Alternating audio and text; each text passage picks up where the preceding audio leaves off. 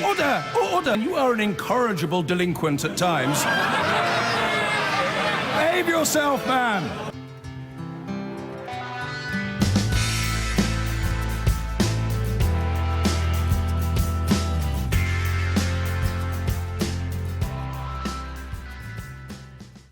Good afternoon. One of Britain's most prolific paedophiles has been jailed for 32 years after using online blackmail to target a number of vulnerable victims. Cambridge graduate Dr. Matthew Falder mainly targeted women and children, forcing them to carry out depraved physical and sexual acts. Well, our crime correspondent Martin Brunt has been following the case at Birmingham Crown Court. And this is an unusual case, isn't it, Martin? Because this abuse happened by the hands of this man, but he never actually met any of the people he was abusing. No, and a large part of a string of hearings looked at that very question. You know, is the impact of such offending just as bad if you're not in the same room as the person you're offending, you're committing your crimes against? It was something of large debate. Today has been all about the sentencing. The judge has heard the arguments over the past few weeks. He began by telling Matthew Falder that he was extraordinarily talented young man, but his secret life online as a prolific sex abuser was equally extraordinary, he said. Falder found victims across the world, blackmailing them into performing ever-increasing acts of depravity, sex abuse on themselves and on others. The judge described Falder as cunning, persistent, manipulative and cruel, and said that the impact his actions had on his victims would be everlasting. Now, when it came to the moment of sentencing, 32 years in jail, Matthew Falder showed no emotion. This is the story of Falder's extraordinary double life. So what was it I've done? Oh. It had taken investigators 4 years to identify and track down academic Matthew Falder. Were blackmail, causing or inciting a child to engage in sexual activity. Even Falder recognised the horror of his crimes. Sounds like the rap sheet from hell. Distributing indecent images of children and causing GBH injuries to a person. His was a spectacular fall from grace. Falder had a privileged upbringing in leafy Cheshire. At Cambridge University, he was a star student for 9 years. He was the life and soul of parties, but even then, Dr. Matthew Falder was leading a secret double life.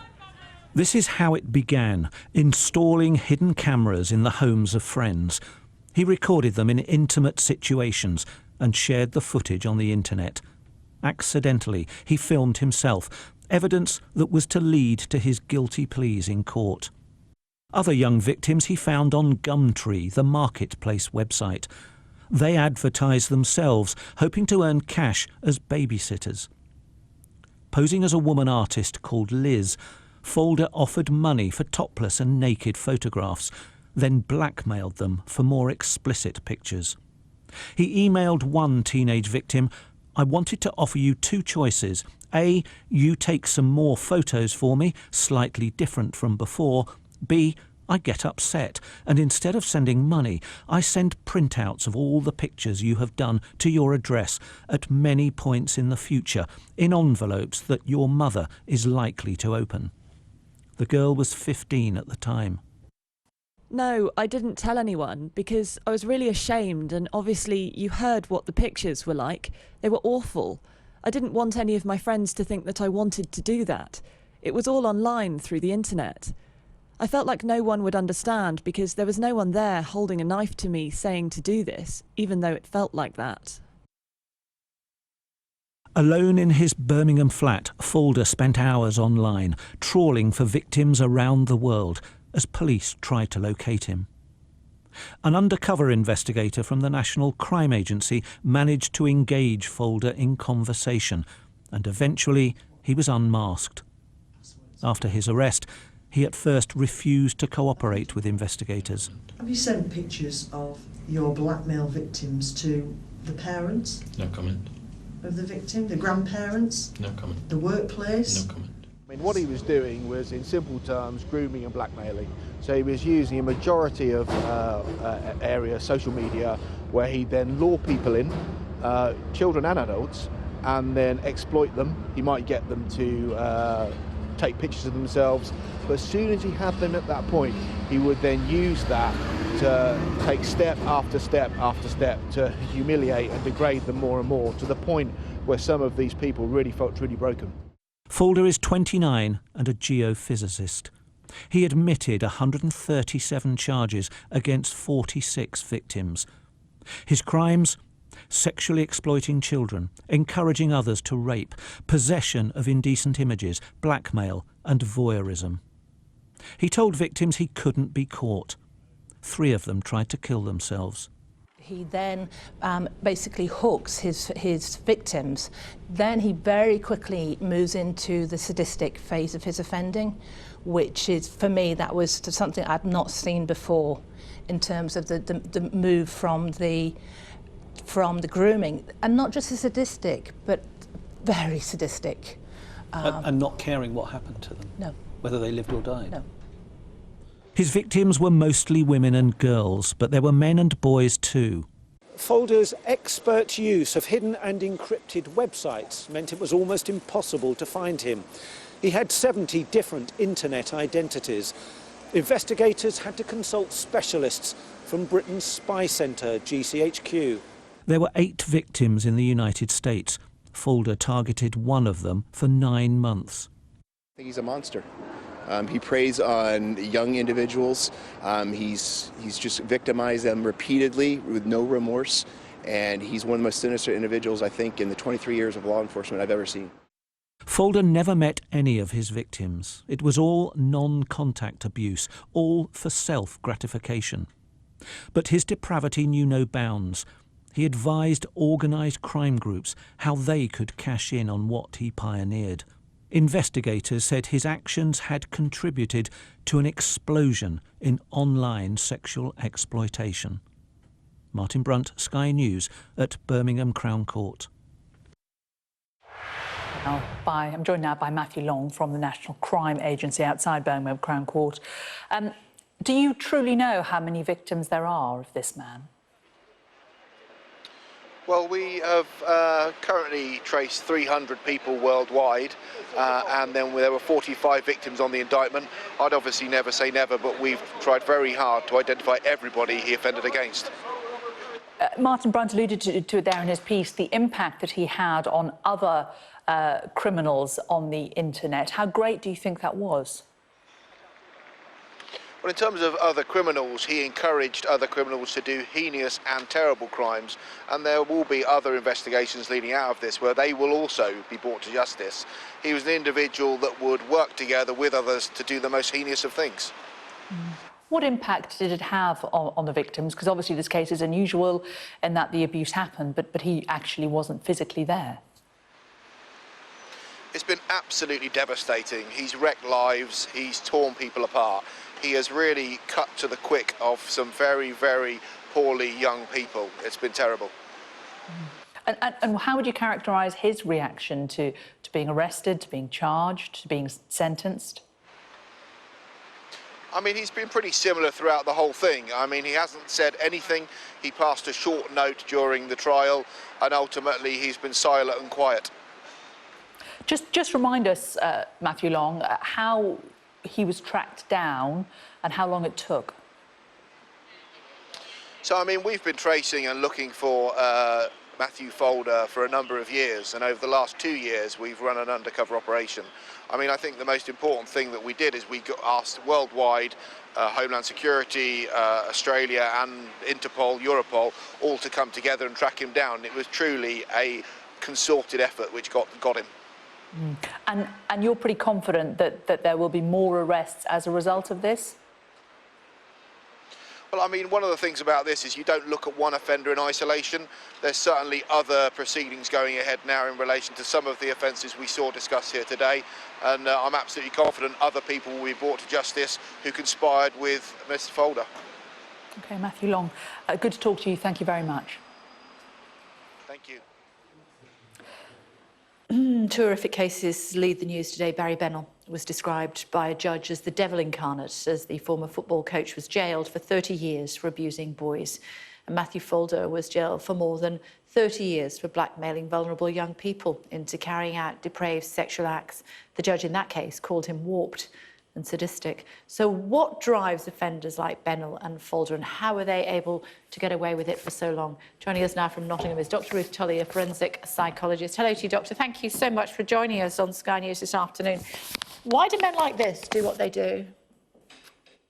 Well, sex offenders can offend for a variety of reasons, and sexual offending can be motivated by sexual gratification. But in this case of Falder, there's a lot to suggest that power and control also motivated him, as well as possibly a sexual interest in domination and humiliation.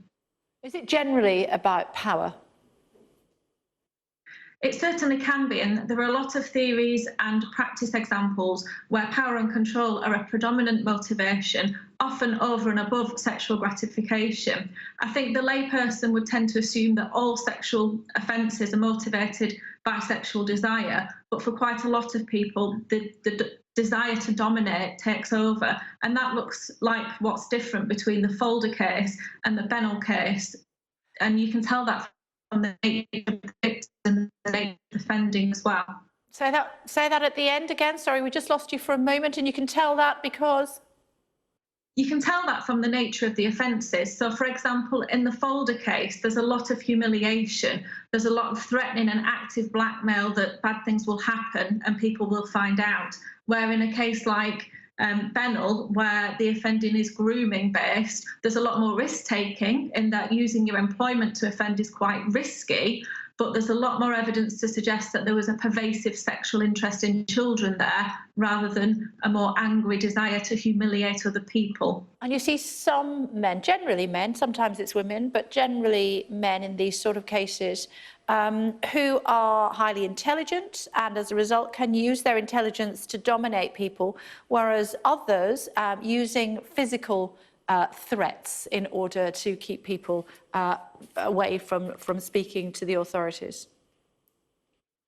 Absolutely, and in Falder's case, his history does suggest a highly intelligent man who was able to cover his tracks extremely well, which is why he may have been able to go unapprehended for so long.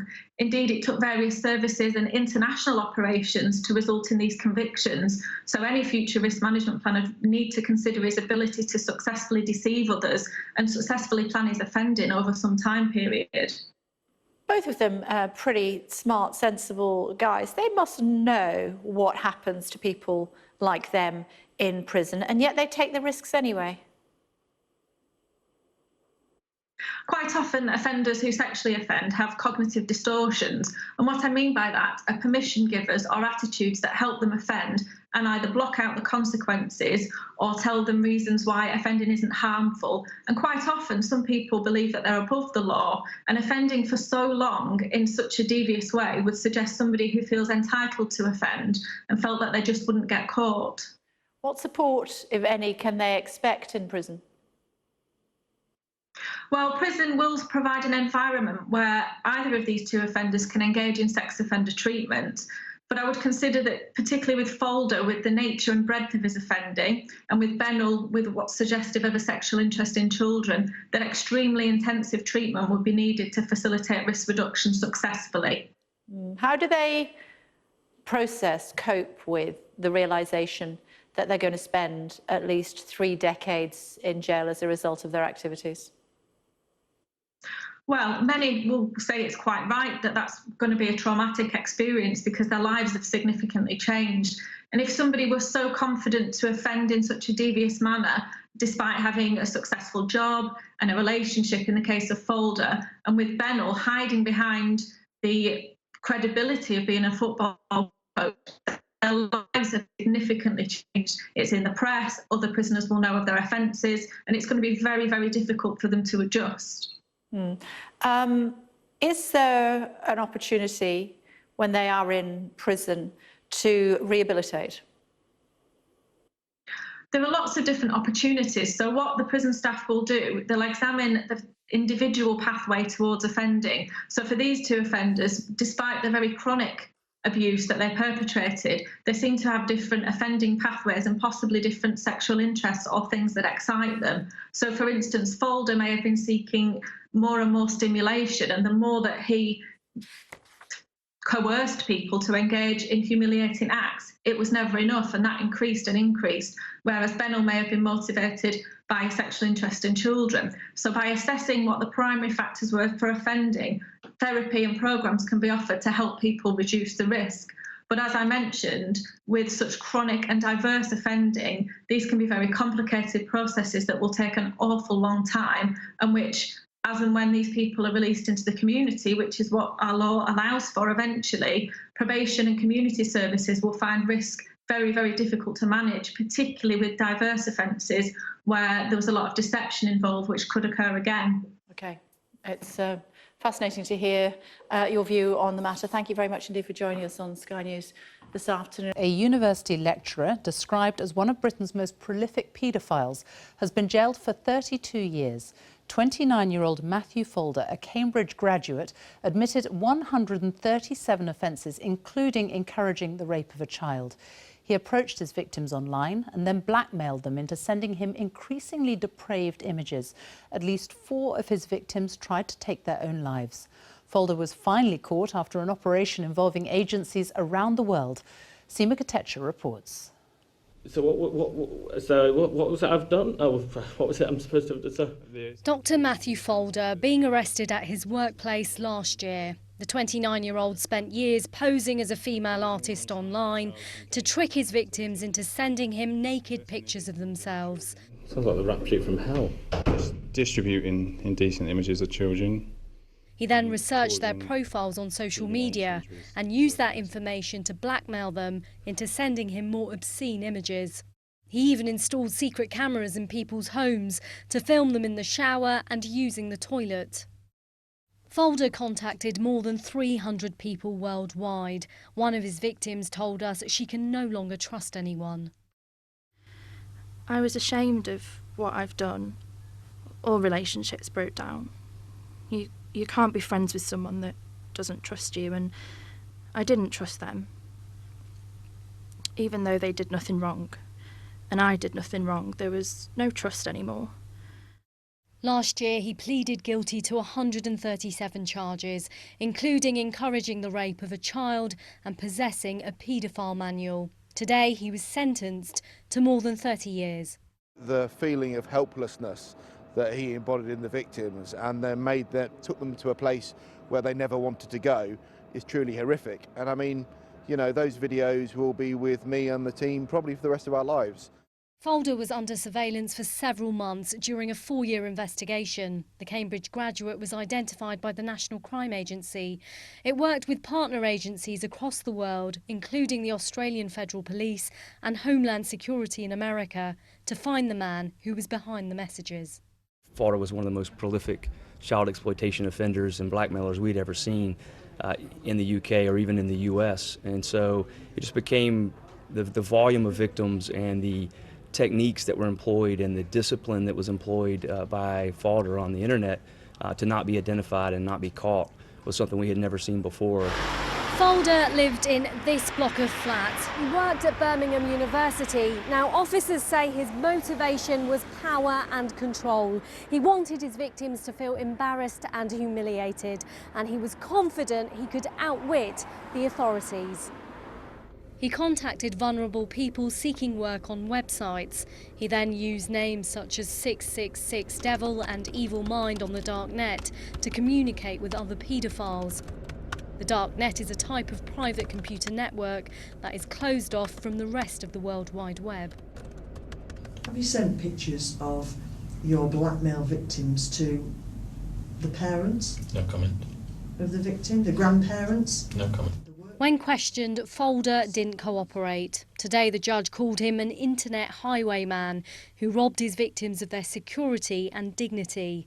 The paedophile showed no remorse or emotion throughout the proceedings. Well, emotions were running high in court today, with some of Falder's victims in tears and also officers crying who've been investigating this case for lengthy periods of time. Now, moving forward, there will be questions as to how the authorities can remain one step ahead of people like Falder, who are so technically savvy that they're able to exploit the vulnerable for lengthy periods of time without getting caught. Seema, thank you. Well, our correspondent Angus Crawford is with me now. This took years to track him down. At one point, there were about 100 investigators trying to identify him. It all goes to show how difficult it is to police the internet. That's absolutely right. I mean, the National Crime Agency says this is a watershed moment because it shows real progress of multiple agencies in different countries cooperating across national boundaries to bring Falder to justice. But the dark web poses unique problems for law enforcement. First of all, the sites are hidden behind encryption. Users are always anonymous. And to access child abuse sites, you have to post illegal images. Now, law enforcement can't do that in most jurisdictions. And abusers barter their images. They don't pay for them, so there's no money trail to follow, a conventional policing tactic.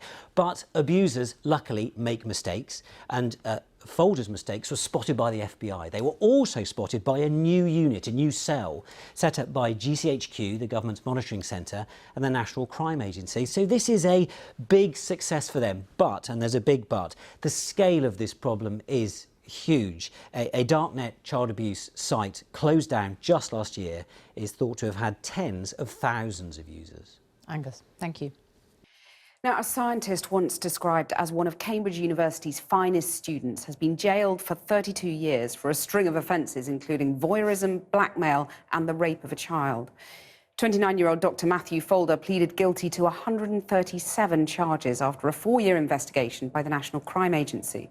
One of his 50 victims said she's lost all contact with family and friends as a result of what he did. The judge described the university lecturer as cunning, manipulative and cruel. Here's our senior Home Affairs correspondent, Simon Israel.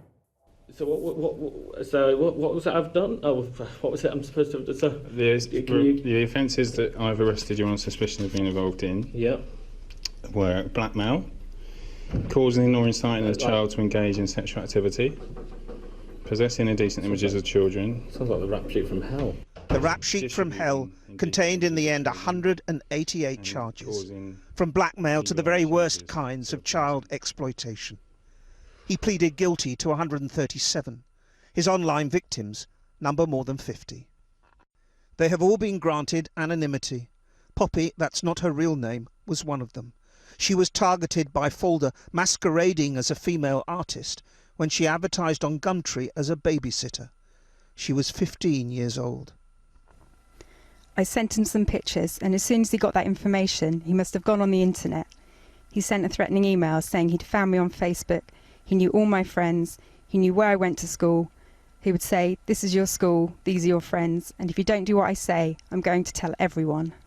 Every morning she would wake to a new message. She sent him more than 200 images and videos of herself, taken under his instructions.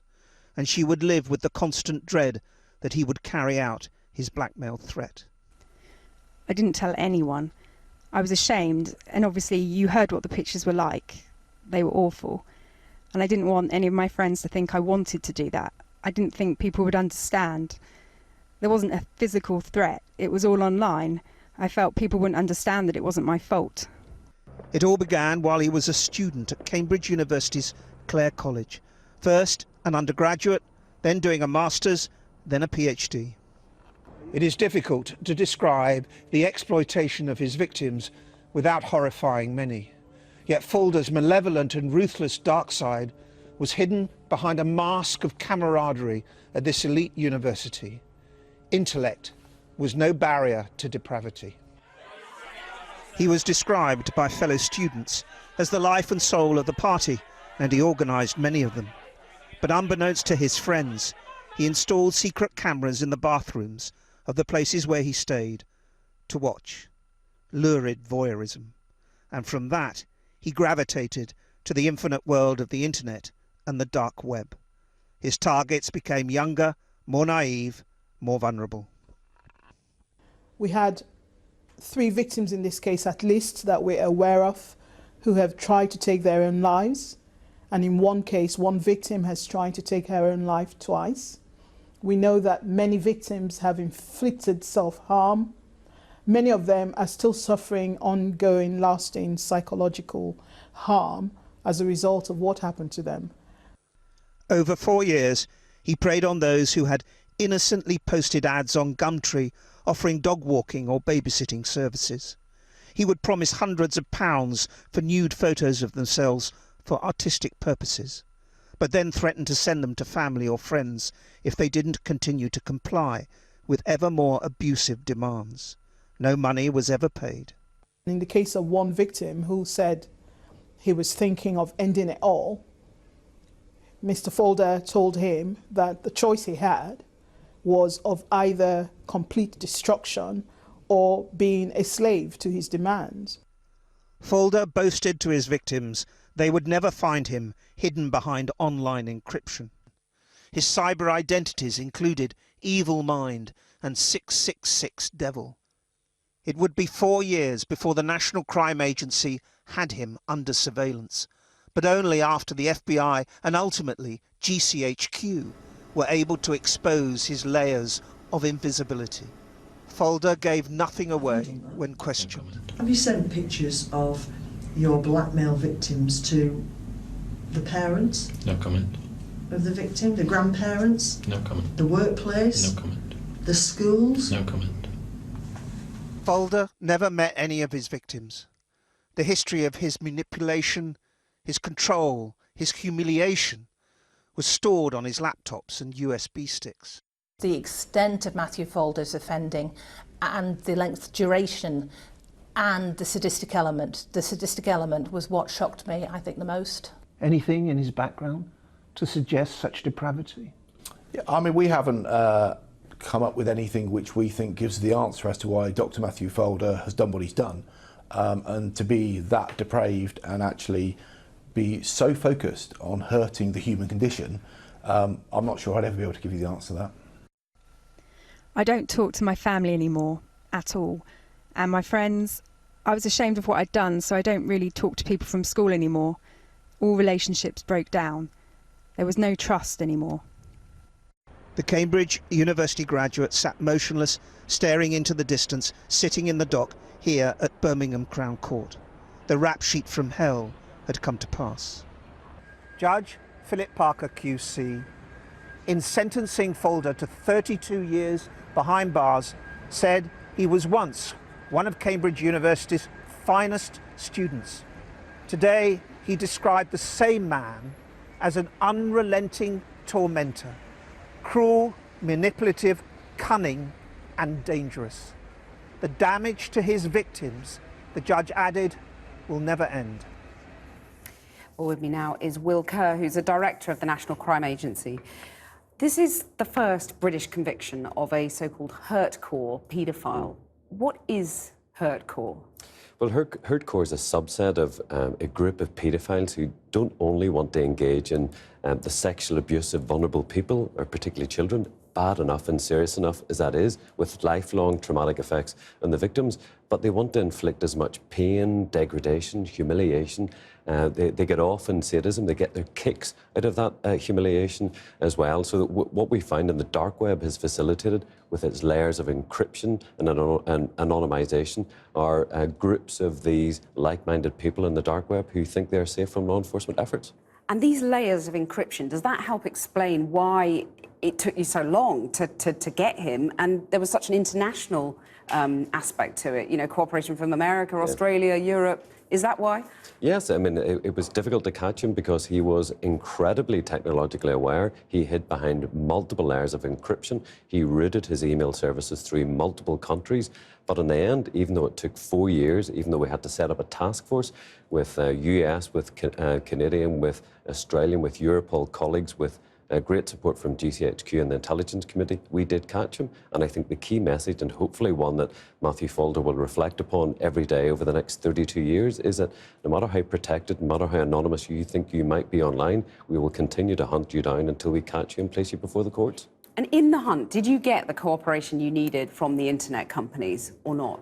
Well, in this particular case, certainly from Gumtree, we got very good support. But actually, there is a very important message in here, particularly when it comes to the abuse, the sexual abuse of children, where I don't think that actually the support we're getting from a lot of those companies, from a lot of the tech industry, is as proactive or as fulsome as it could be. And sometimes we end up having to have arguments around privacy laws, but this is talking about the abuse, the sexual abuse of children. There are no moral gradations in this space. It is wrong. It is wrong in most jurisdictions, and we should get fulsome and immediate support from the companies. We don't always get that. What are the implications of that? I mean, what has that meant for some of your investigations, that you haven't got that cooperation from the internet companies?